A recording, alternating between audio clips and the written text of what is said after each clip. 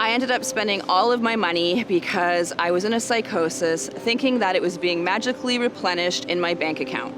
As well, all of my family and friends were in British Columbia, and me being in Ottawa at the time, I was mostly alone. As well, I lost my serving job that was getting me through because of my strange behavior. And lastly, my roommates took my key because they were afraid of me, because I had a mental illness, and the hospital became my home.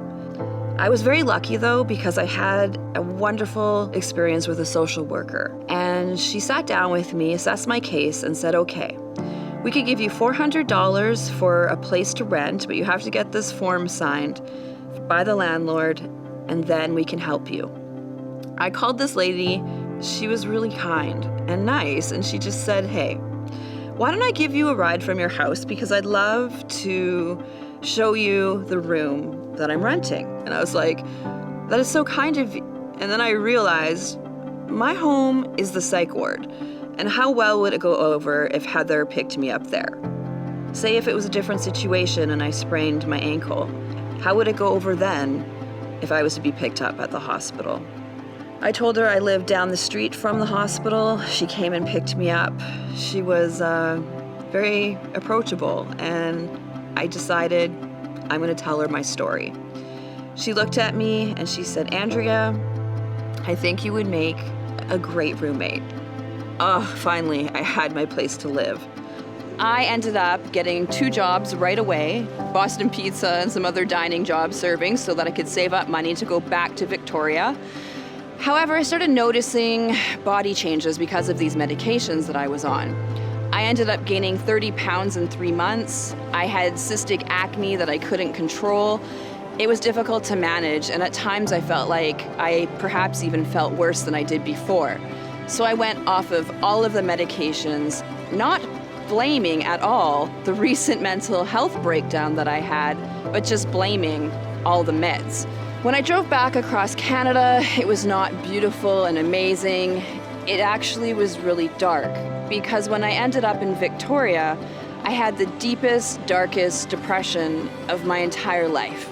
Taking a shower was like climbing Mount Everest. Everything was so hard and everything was so difficult.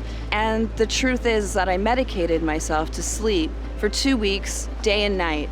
And then I eventually attempted to take my life, which landed me in the intensive care unit of the hospital for 3 days.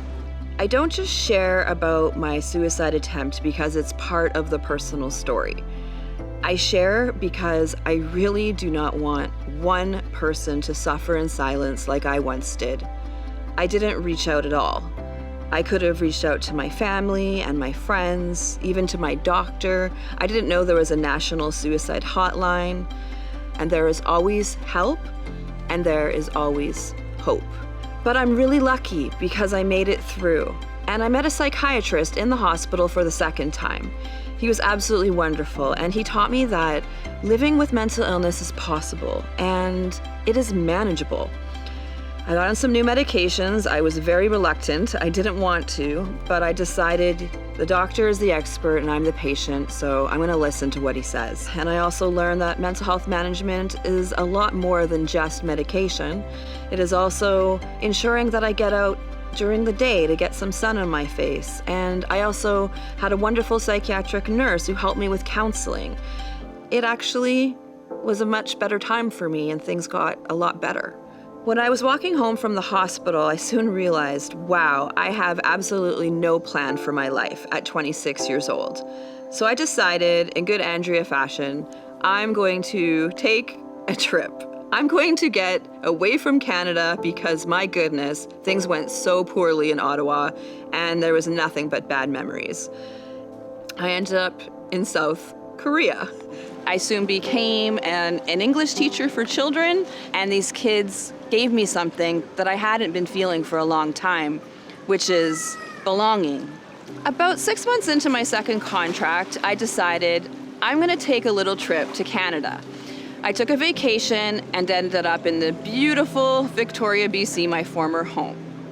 When I took a long walk down the harbor, I realized something huge. I realized it wasn't so bad anymore, and I'm gonna come home. I decided to take a bunch of workshops and seminars, just to find out what are my goals and what do I want to do next. This facilitator called me out in front of 500 people to come share what I've learned at the front of the room. I was petrified and shaky and scared, but I grabbed the microphone, I went up to the front in front of 500 people, and I said just this. Hi everybody, my name is Andrea, and I've learned in this seminar that I have bipolar disorder. But I'm not bipolar disorder. I've learned that I have a mental illness, but I'm not defined by that illness, and I can live an amazing life. The stigma had shattered that inner shame, and from this point, my life took a dramatic turn for the best. I soon created bipolarbabe.com, which is a place of comfort, understanding, and a place where people could connect who were dealing with any sort of mental health issue. My slogan was stomping out stigma, and the blonde little superhero was me in 2009. I went into one classroom in Victoria, BC, 15 students. To this day, I've spoken to nearly 30,000 students. With our programming, we are all about education when it comes to stigma with a focus on mental health. We educate children, grades 7 to 12, adults in the community, and now the online Stigma-Free Zone program. This program can be accessible to anybody across North America and even beyond. I just want to say that I never knew in a million years that my biggest curse would actually become my biggest gift. And for that, I wouldn't change a thing.